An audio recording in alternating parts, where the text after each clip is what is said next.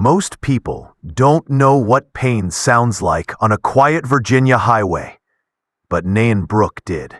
She knew it in a way that could hollow your chest out. The kind of pain that don't scream, don't shout, don't even cry. It just sits in the passenger seat like a ghost you can't shake off. It was the anniversary of her mother's death, a night she hated more than any other night of the year. So she did what she always did. Drove alone. No escorts, no agents, no noise. Just her thoughts, and the empty road. She wasn't in a flashy government ride tonight, just her dark SUV, windows down, air cold, playlist low.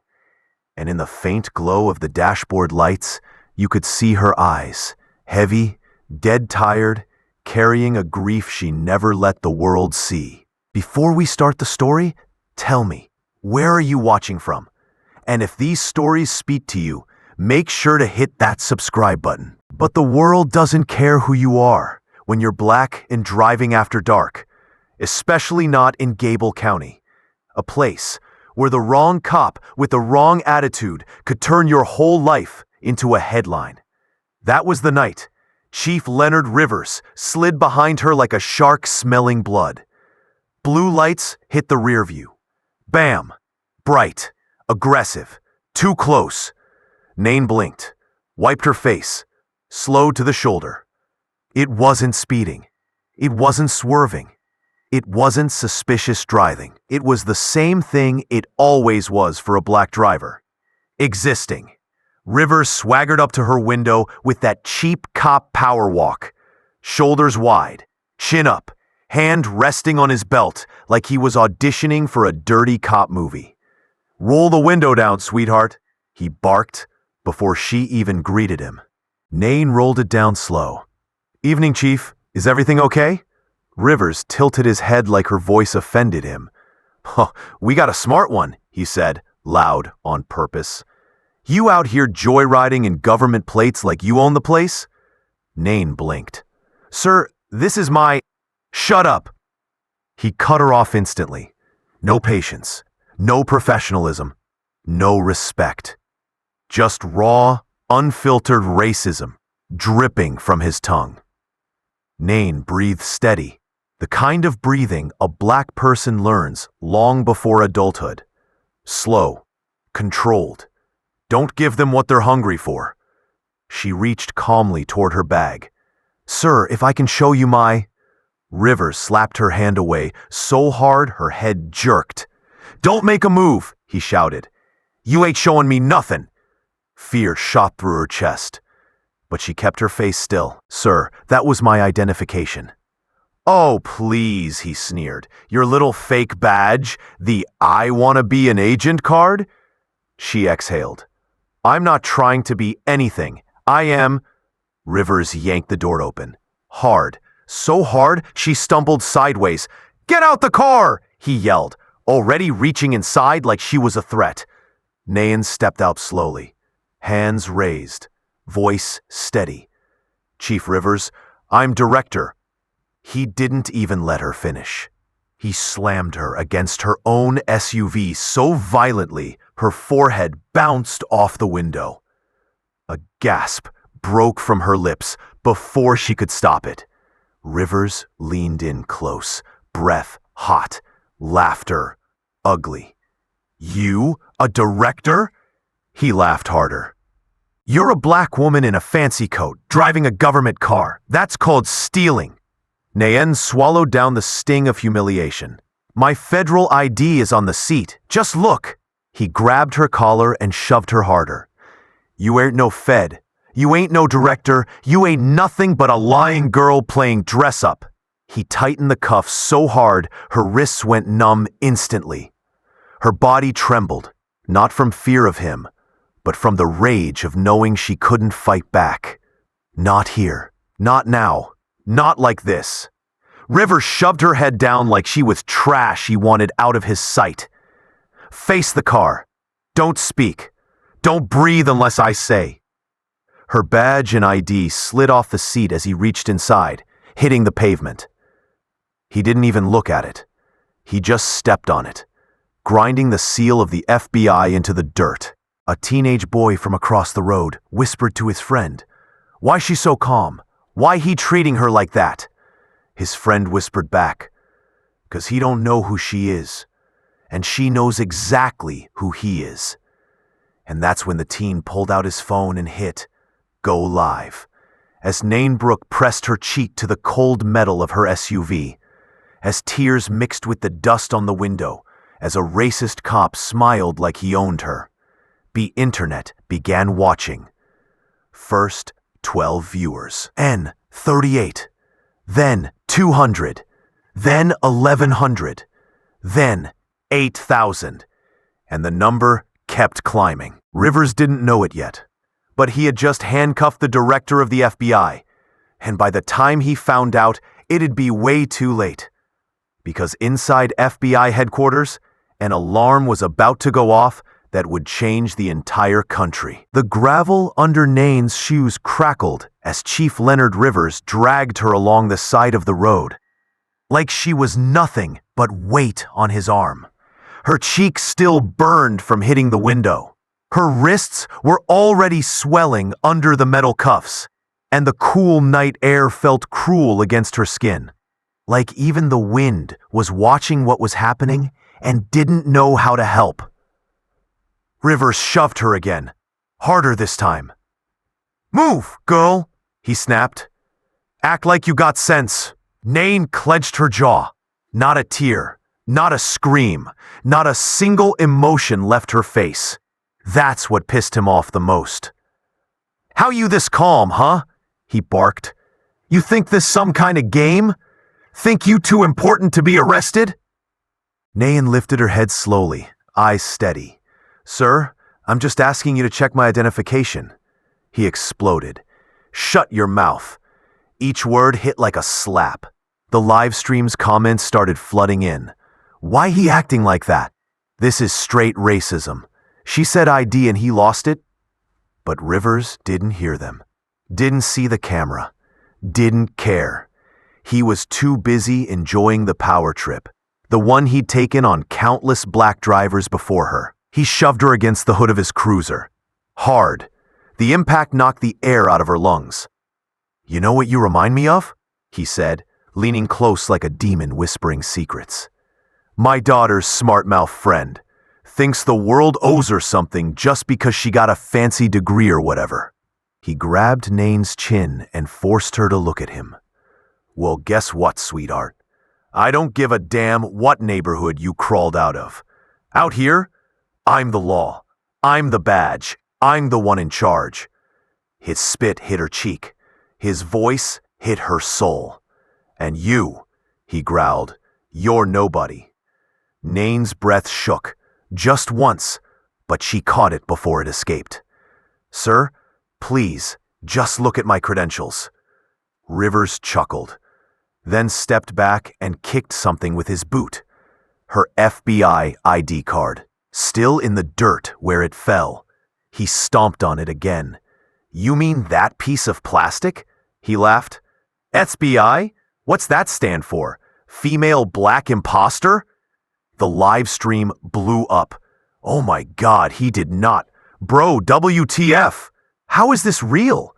Lock him up." But Rivers wasn't done humiliating her. He pulled out his baton and tapped it against her shoulder like he was deciding which part of her to hit first. "You want to know the real problem?" he said. "You people walk around thinking you're untouchable, but tonight, I'm touching you. I'm arresting you. And your little badge ain't saving you from nothing." Her voice cracked, not in fear, but in anger she couldn't let out. "Sir, I'm not armed. I pose no threat. I complied with everything. You're violating." He slammed his baton into the hood next to her head so hard the metal dented. Naen froze. Rivers leaned in, his face twisted in rage. "You want to lecture me on the law? You? A black woman on a dark road in a county that don't even know your damn name?" He pulled her closer by the cuffs, twisting them until she almost gasped. "You're not even worth the paperwork." Naen locked eyes with him. "Chief Rivers," she whispered, calm but deadly. "You just made the biggest mistake of your life." He laughed louder than before. "And you just earned yourself a cell." He shoved her into the back of his cruiser like a criminal, like an animal, like something beneath him. But the whole time, the live stream kept climbing. 12,000 viewers, 22,000, 37,000, 51,000. And in the comments, "Is this the FBI director?" 2 million viewers. "Wait, this might be her. Yo, that looks like Naen Brooke. Holy shit!" Inside the FBI building in Washington, D.C., on the 7th floor, a computer alert popped up. "Director Brooke, GPS signal lost. Status unconfirmed. Emergency protocol pending." Agents froze. Analysts stared. Phones started ringing. Chairs scraped back. People ran. Because in the next few minutes, Washington wasn't just going to react. It was going to shut down. And Chief Leonard Rivers was about to learn who she really was. The hard way. In the back of Chief Rivers' cruiser, Naen Brooke sat with her wrists burning, her breath shaking, and her heartbeat punching through her ribs like it was trying to climb out. The metal cuffs cut deeper every time the car hit a bump, but she didn't wince. Not once. Her eyes locked on the reflection of the police lights, flashing across the glass. Red. Blue. Red. Blue. It felt like the world was warning her, screaming at her. But she stayed quiet. That's the thing about black women in power. The world expects silence, even when they're bleeding. Rivers walked slow toward the driver's seat, whistling like he just caught a prize deer, instead of handcuffing the highest-ranking federal law enforcement officer in the country. He didn't see her strength. He didn't see her title. He didn't see her humanity. He saw a black woman he thought he could break. "Hope you like the back seats, sweetheart," he taunted, slamming his door shut. "You'll be here a while." He laughed again. That same ugly, casual hatred. The type that never needed a reason to rise. But while he drove her toward his tiny county station, something else was happening, 120 miles north. Something he never could have imagined. Something that would tear his whole life apart. Inside the FBI's Strategic Operations Center, alarms started blinking across giant wall screens.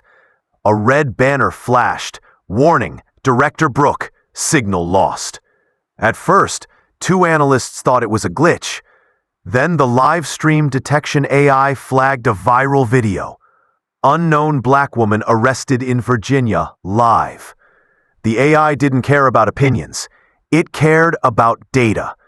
It scanned the video, compared facial structures, cross-referenced voice tone, mapped bone features, examined gait. And within 5 seconds, the system screamed, "Possible match, Director Naen Brooke, 92% confidence." A young analyst named Keon froze mid-sip of coffee.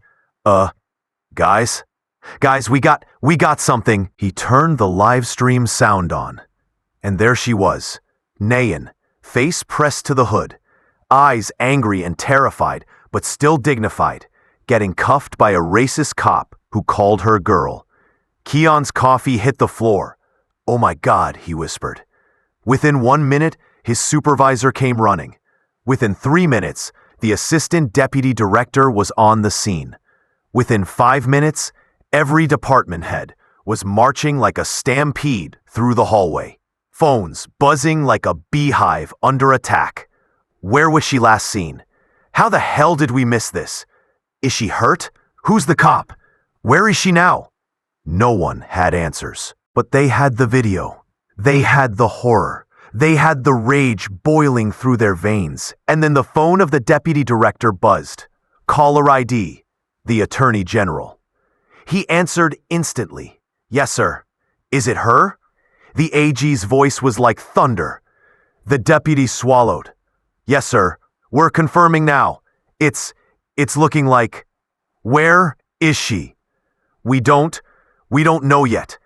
The AG cursed loud enough the analysts flinched. You have 3 minutes to tell me her location or I'm putting the entire East Coast on tactical alert. Yes, sir. Phones slammed. People ran. Someone shouted for satellite imagery. Someone else demanded river traffic be shut down. The FBI wasn't acting like a government agency. It was acting like a mother looking for her lost child. Back in that cruiser, Naen sat with her hands behind her back, breathing slow, forcing herself not to panic. The sound of gravel under the tires started to fade as the cruiser turned onto city pavement. She tried to shift her wrists. The cuffs bit deeper. A sting shot up her arm, but she stayed calm, always calm. She whispered to herself, "Hold on, they'll find you." She was wrong. They weren't just looking. They were coming. Fast. By the time Rivers pulled into his dirt parking lot outside the station, the live stream had hit 84,000 viewers. Then 100,000. Then 137,000. Comments filled the screen. That's her, WTF? The director? Bro, this cop's about to lose his whole life. This is literally kidnapping. Someone call the feds. Too late. The feds already knew. Inside HQ, the FBI's crisis response director slammed the emergency override switch. Red lights flashed. Steel shutters dropped. The building sealed itself like a bunker. A robotic voice blared. Director Brooke, status unknown. Activating Protocol Iron Shelter. Everyone went pale. Protocol Iron Shelter wasn't for missing agents. It was for missing senior officials. People started moving faster than they ever had in their careers. Deploy HRT. Activate air surveillance. Shut down roads around her last known location. Scrub that live stream. I want coordinates. And then the one line that made the entire HQ freeze. She was arrested by a police chief. What? Who? Where? How? Someone pulled up a screenshot of Rivers. An agent muttered under his breath, "Oh yeah, he's dead." Meanwhile, Rivers yanked Naen out of the cruiser, her knees buckling from stiffness. He grabbed her by the hair again and hissed, "Welcome to my little kingdom. Nobody's coming for you out here." Naen didn't smile, but inside her head, she whispered, "Watch them prove you wrong. ... Because at that exact moment, in a convoy of black SUVs racing down I-95 at 120 miles per hour, 30 federal agents in tactical gear were loading their rifles. Helicopters were already in the air, and the entire region was preparing for something it hadn't seen in years. A federal rescue operation for the director of the FBI. Chief Rivers had no idea, but the doors of hell were about to open behind him. The moment Chief Leonard Rivers dragged Naen Brooke into that rusty, half-broken police station, the building felt like it had already chosen a side, and it wasn't his. The fluorescent lights flickered like they were scared of him. The floorboards creaked like they were begging her to run. Everything smelled like sweat, cheap coffee, and old cigarettes. The smell of a place where justice came to die. Rivers shoved Naen through the doorway so hard she hit the wall with her shoulder. "Keep moving, Director," he mocked, his voice dripping with venom. "Oh, wait," he smirked. "You ain't no director." She blinked weakly, pain crawling up her arm, but she didn't speak, didn't curse, didn't break. And that only pissed him off more. "Look at you," he snarled, grabbing the back of her neck. "All quiet now. Where'd that smart attitude go, huh?" Her breathing stayed slow, controlled. She knew officers like him thrived on reaction. Rivers yanked her toward the holding room. On the way, a rookie deputy stepped out, eyes wide. Chief, who's that?" Rivers shot him a glare sharp enough to cut bone. Just another lying criminal who thinks she's somebody. Naen lifted her chin. "Officer, please, my name is Director," Rivers snapped.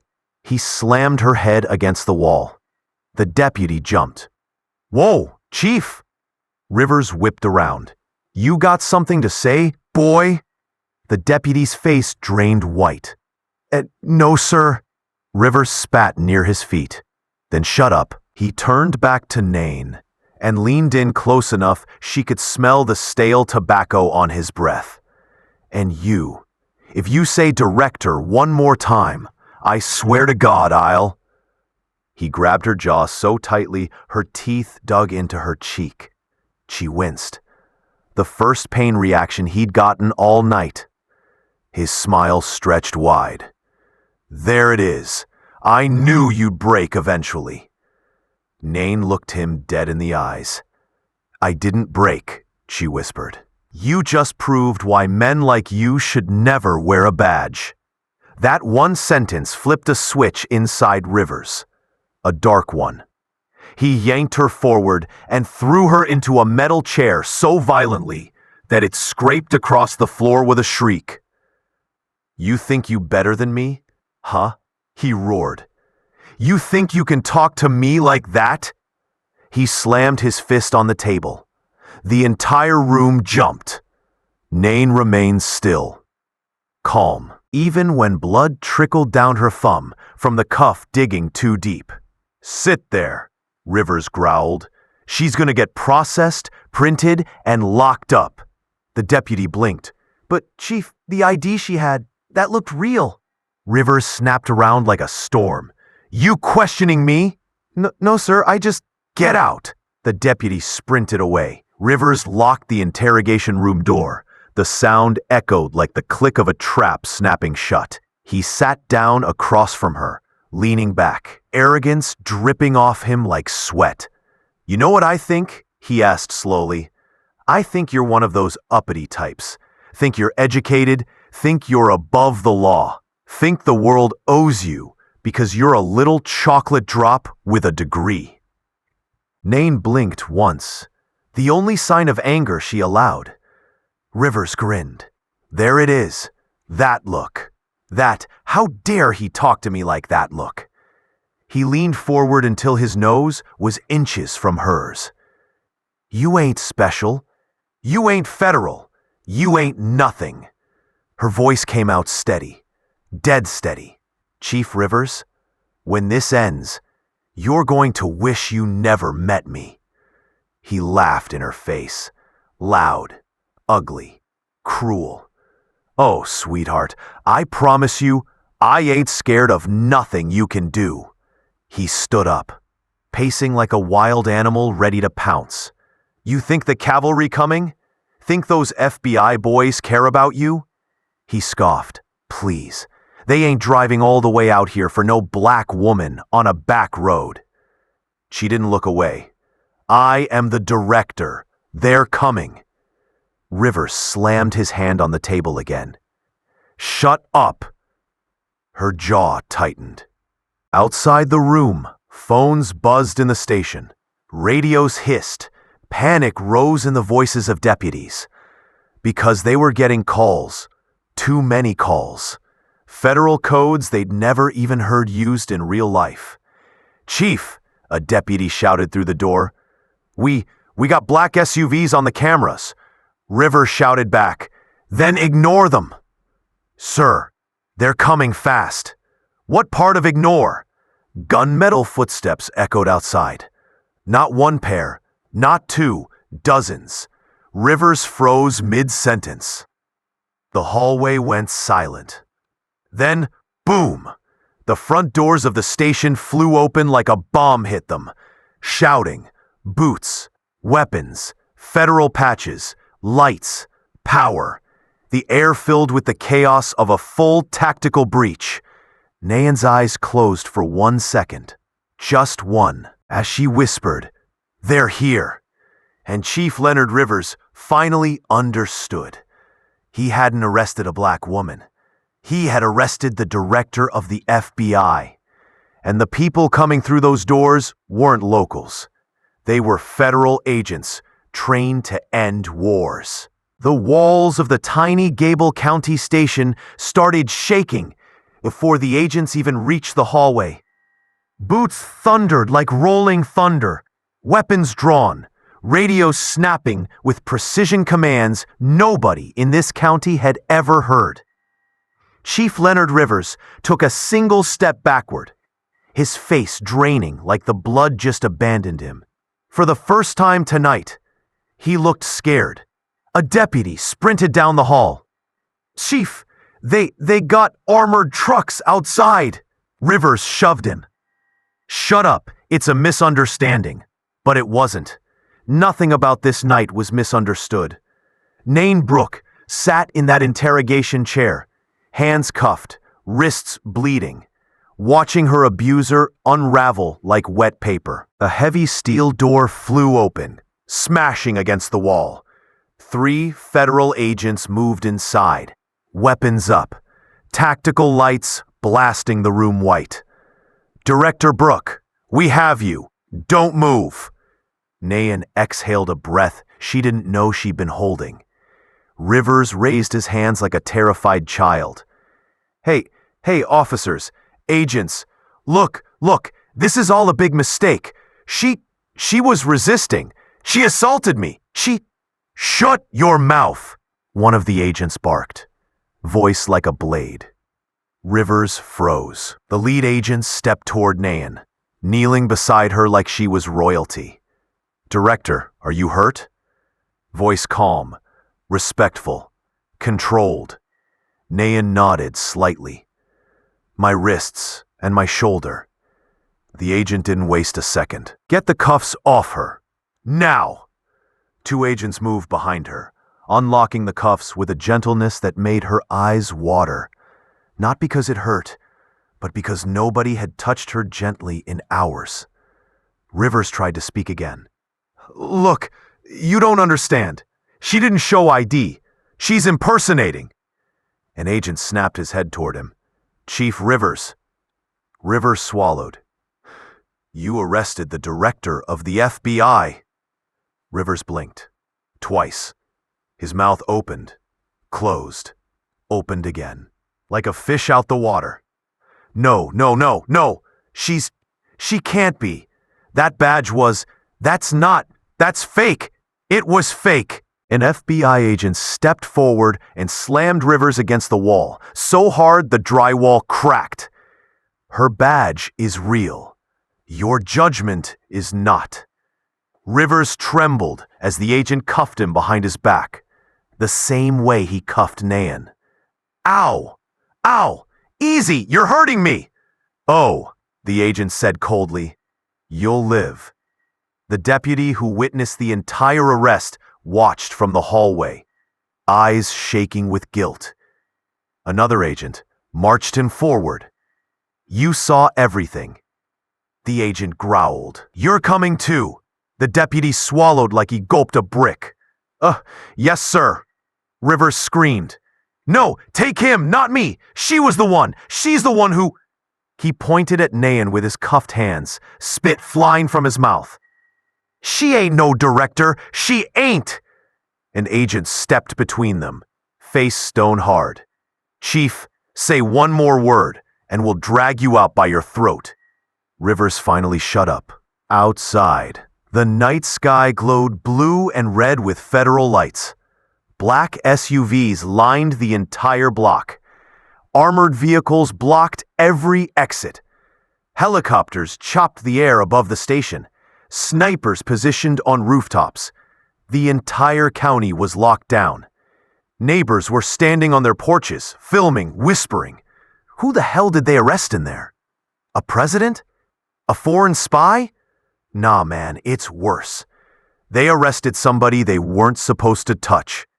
Inside, agents escorted Naen carefully, protectively, shielding her from every camera flash. As she walked through the ruined hall, deputies backed away like she carried fire. One whispered, "Ma'am, I'm so sorry. I didn't know." She paused mid-step, looked him dead in the eyes. "You didn't want to know." He burst into tears. Naen stepped into a black SUV, surrounded by tactical guards. The instant the door closed, she finally let her breath break, a deep, shaking exhale escaping her lips. She leaned her head back against the seat, eyes closed. The agent beside her whispered, "Director, we're all with you." She nodded slowly, but her eyes stayed closed. Outside the SUV window, hundreds of agents covered the street. Dozens of civilians watched, and Chief Rivers, now cuffed and screaming, was dragged out of the station by two agents like a rabid dog slipping on wet pavement. He yelled through spit and hate, "You ruined my life! You hear me? You black—" The door slammed in his face before the slur finished. Naen didn't flinch. She whispered to herself, "You did that to yourself." The SUV rolled out, and behind them, the station disappeared beneath a swarm of federal jackets. By the time the convoy reached to DC's borders, all news channels were showing, breaking, FBI Director Brooke arrested by Virginia Police Chief. Screens in bars lit up, restaurant tables turned toward TVs, phones exploded with notifications. People were calling friends, co-workers, family. "You seeing this? They arrested who? How is this even possible?" Inside FBI headquarters, thousands of employees lined the entrance. Some crying, some angry, some shaking, but they all shared the same emotion: respect, grief, and pure explosive rage. As Naen stepped out of the SUV, still bruised, still shaken, still dignified, the entire building erupted into applause. Loud, long, raw. Hands clapped harder than any celebration she'd ever earned in her life. Not because she was their director, but because she was their sister. A black woman who survived what too many never walk away from. She blinked back tears as she walked through the crowd, the pain still in her shoulder, the cuffs still imprinted on her wrists, the humiliation still burning in her chest. Yet she stood tall, like a leader, like a survivor, like her mother raised her to be. And when she reached the center of the lobby, the entire building fell silent, waiting, listening, needing her voice. And that's when her phone buzzed. A message from the Attorney General. "Naen, the nation wants your statement. We need to go public. Be ready." Her fingers trembled, because she knew the fight wasn't over. It was just beginning. They dragged Chief Leonard Rivers into the federal facility like he was a rabid monster that needed to be quarantined. His boots scraped against the floor. His voice cracked in panic. His face was drenched in sweat, fear, and humiliation. He wasn't the man who slammed Naen Brooke into her SUV anymore. He wasn't the man who called her girl, sweetheart, and liar. He wasn't the man who bragged about owning the night. He looked like a scared child caught breaking into the wrong house.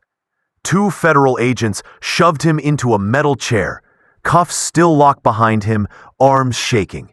He tried speaking the moment he hit the seat. This is illegal. I didn't do nothing wrong. She wasn't who she said she was." A single slap hit the table. Bam! The room shook. Rivers jumped so hard, his chair squeaked.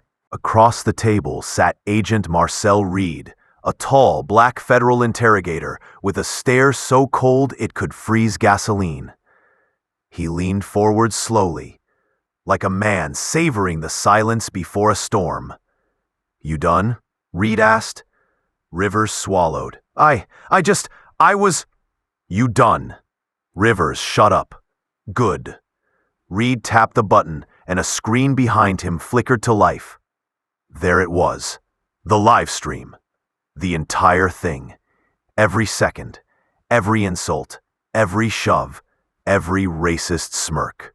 Every moment she begged him to check her ID. Every moment he ignored it.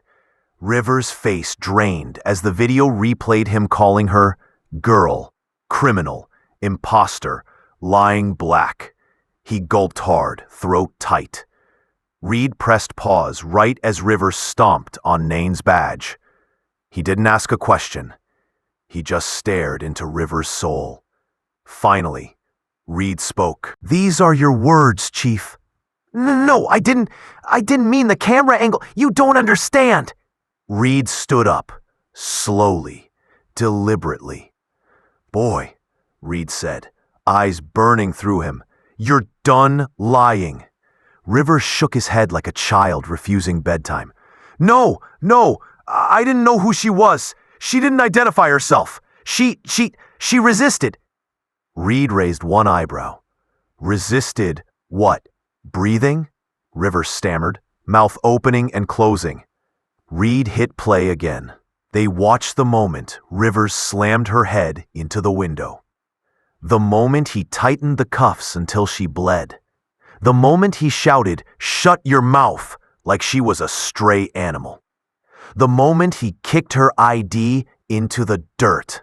The moment he said, "You ain't nothing." Rivers tried to cover his eyes with his cuffs. Reed snatched his hands down. "You don't get to hide from what you did." Rivers' voice cracked. She looked suspicious. I didn't know she was the director, I swear."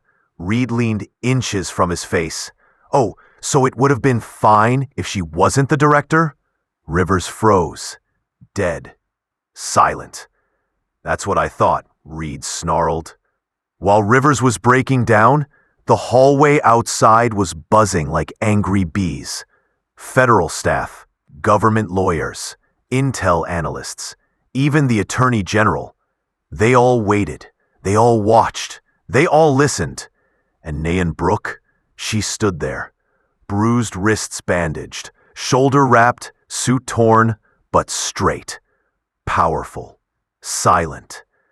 The assistant deputy director whispered, "Ma'am, you don't have to go in. We can handle it." Naen's eyes shook once, just once. Then she spoke. "I'm going in." They didn't argue. They opened the door. Rivers was mid-rant when he noticed movement behind Reed. The door opened. Footsteps entered. He turned his head, and his soul left his body. Naen Brooke stepped into the room. No cuffs, no fear, no hesitation, just power. Her bandaged wrists glowed under the fluorescent lights. Her bruises burned across her cheek. Her eyes were cold, hard, sharp enough to slice the air. Rivers stuttered. Hey, I didn't mean, I thought you didn't look, you were dressed." He dug his grave deeper. "You didn't look like the FBI director." Reed chuckled. "Wow, keep talking. Hang yourself real nice." Naen walked around Rivers like he was a stain on the floor. "Chief Rivers," he said quietly. He flinched like her voice was a bullet. "For the last 12 years, I've run this country's most dangerous operations." She leaned toward him, "And the only time I truly feared for my life was tonight, with you." Rivers' breathing sped up.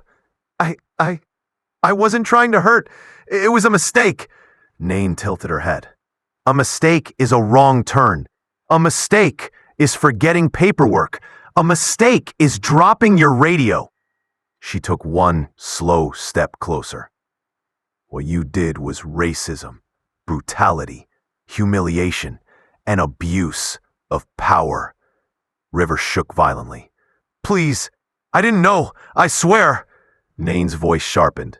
"And if I wasn't the director, you'd have kept going, wouldn't you?" He didn't answer. He couldn't, because the truth was written on his face. And Naen stared at him like she'd stared at terrorists, traitors, and cartel leaders. Cold, unflinching, professional. You didn't see a criminal, she said. You didn't see a threat. You saw a black woman and decided that meant you could do whatever you wanted. Rivers burst into tears, actual tears, falling hard. Snot, shaking shoulders, the whole breakdown. I'm sorry. I'm so sorry. Please, Director Brooke. I didn't mean, don't end my life. Don't. Naen didn't blink. I'm not ending your life. He looked up with hope. Then she leaned forward. You ended it yourself. Rivers broke, completely, sobbing until his chest hurt. Reed slammed the folder onto the table. Chief Leonard Rivers, you are under federal arrest for assault, false arrest, abuse of authority, kidnapping under color of law, racial discrimination, civil rights violations, obstruction, and endangering a federal officer. Rivers whimpered, but I said I was sorry. Reed smirked. Good, say it in court. Agents lifted Rivers by his arms. His legs gave out. They dragged him out like a broken doll, and Naen just watched. Silent, still, a monument of strength. She whispered one sentence under her breath, so quiet, only she could hear. You almost killed me. By sunrise, America wasn't waking up to normal morning news. They were waking up to her face. Naen Brooke, bruised cheek, bandaged wrists, eyes tired, soul heavy. Screens lit up everywhere. Gas stations, bars, diners, airports, barbershops, classrooms. Every headline was a different punch. FBI director assaulted by police chief.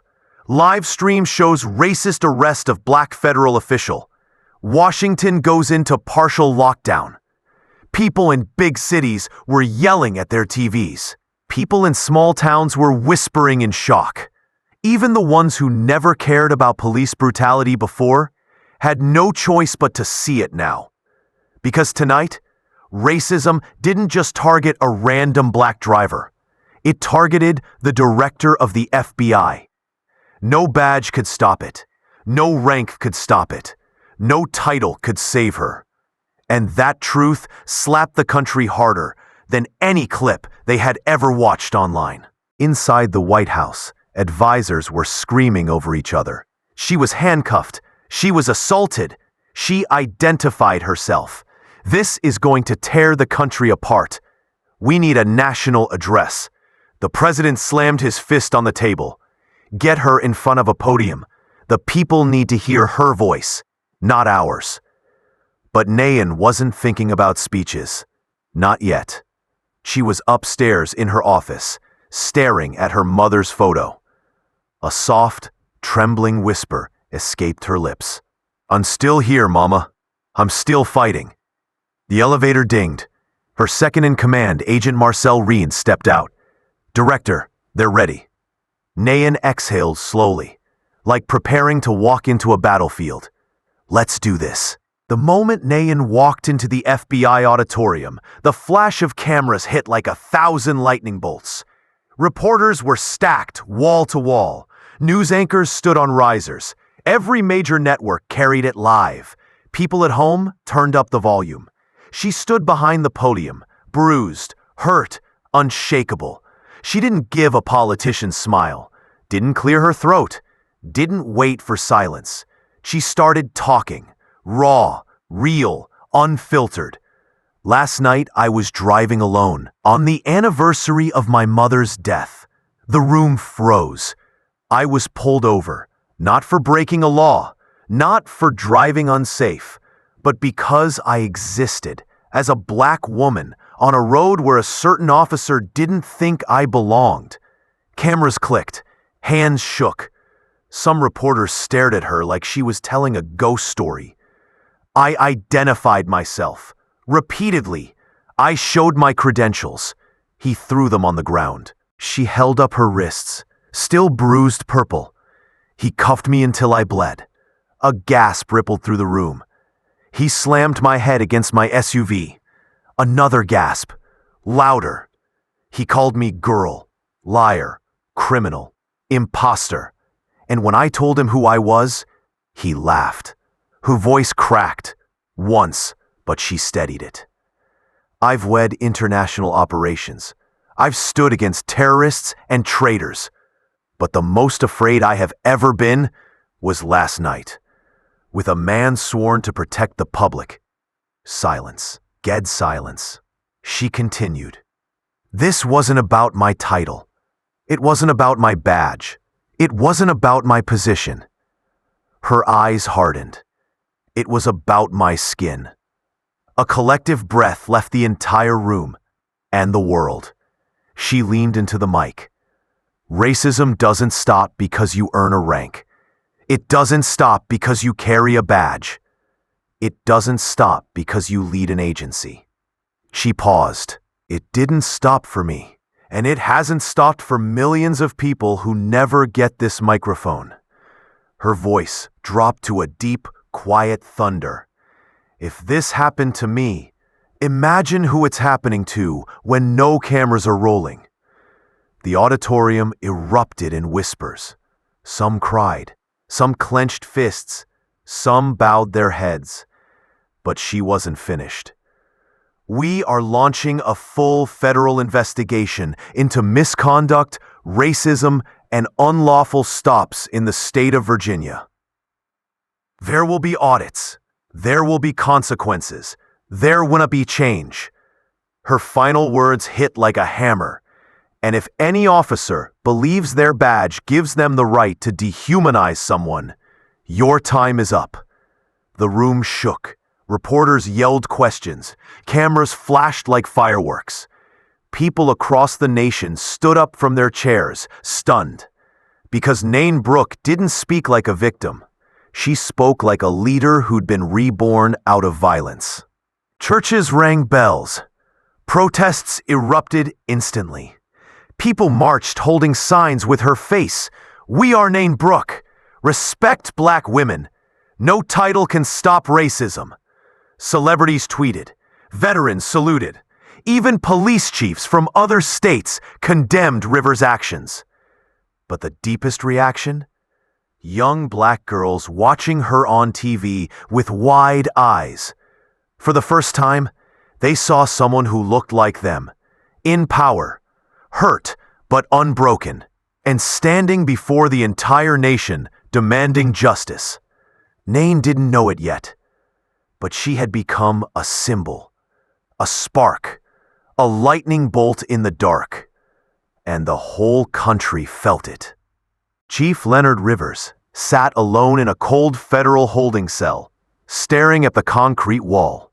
No badge, no gun, no swagger, no power, just silence.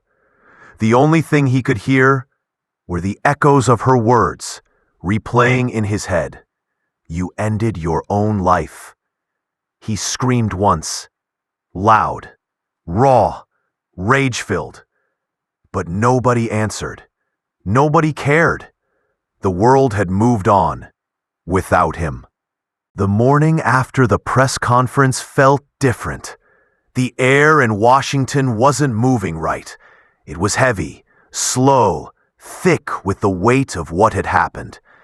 It was the kind of morning where even the sun didn't know whether it should rise. Naen Brooke stepped out of her apartment building wearing a simple black coat. No badge on her belt. No convoy of agents. No polished heels. Just her. A woman feeling every bruise, every cut, every moment of fear from the night before. Her driver pulled up. Ma'am, headquarters is expecting you. She shook her head. Not yet. Take me to Oakview Cemetery. He nodded, no questions asked. As the car rolled through quiet DC streets, Naen leaned her head against the window. Her reflection looked unfamiliar, soft, tired, scarred, but stronger than she'd ever been. The closer they got, the quieter everything became. The city noise dissolved. Traffic thinned. Even the wind sounded careful. When the gates of Oakview opened, Naen stepped out alone. The cemetery was cold, but peaceful. Rows of headstones stretching like stories, frozen in stone. The grass was damp, the morning fog hanging low. She walked the path she'd memorized as a child, left at the willow tree, right past the old fountain, straight until the hill dipped. Her mother's grave sat under a tall maple, the leaves shifting slowly in the breeze. Naen stopped. Her throat tightened. She kneeled, brushing away a few fallen leaves from the headstone. Margaret Brooke, beloved mother, 1972 to 2011. Naen exhaled a tremble she'd been holding for years. "Mama," she whispered, voice thin. The wind moved softly, like the world was listening. "I tried to be strong last night. I really did. But I was scared." Her voice broke, just a little. "I thought I was going to die on that road. Not because of who I am, but because of what I look like." She wiped her eyes. "You used to tell me the world wasn't built for women like us. But I kept climbing anyway. And I thought maybe if I climbed high enough, the hate would stay below." A bitter laugh slipped out. It didn't. She pressed her palm against the cold stone. "He didn't see a director, Mama. He didn't see a leader. He didn't see a woman who worked her whole life to get here." Her voice tightened. "He saw a black body, and he tried to break it." The wind rustled through the maple tree, as if answering her. Naen breathed deep, steadying herself. "But I didn't break. Not because I'm strong, but because you raised me to survive storms, not hide from them." Her eyes softened. "And Mama, yesterday, the whole world saw your daughter stand tall." A tear rolled down her cheek. I hope you're proud of me." She stayed there for a long moment, just her mother's memory, and the quiet morning air. Then, footsteps crunched on the gravel behind her. She turned. A little black girl stood there nervously, holding her mother's hand. She couldn't have been older than 8. Her eyes were wide, not afraid, but amazed. Are you Director Brooke?" the girl whispered. Naen blinked, stunned. "Yes, sweetheart, I am."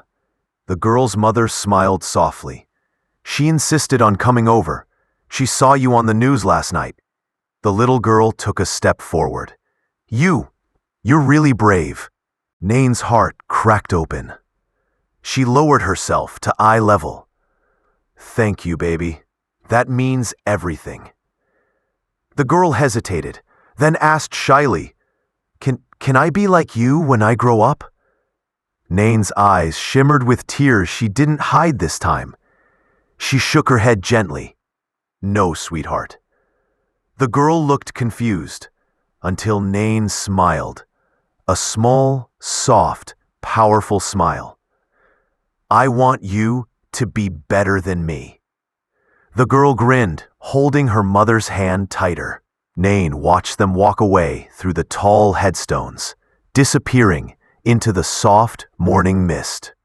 She turned back to her mother's grave one last time, closed her eyes, and whispered, "I survived, Mama, and I'll keep fighting for all of us." The wind moved through the leaves again, quiet, gentle, almost like a hug.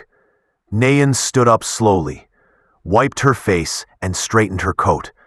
Then she walked down the hill, heading back toward the car, toward the job, toward the storm waiting for her in Washington. And as the gate closed behind her, the cemetery fell silent, the kind of silence that isn't empty, but sacred. A silence that carries the weight of a woman who refused to be broken, and a country that would never forget her story.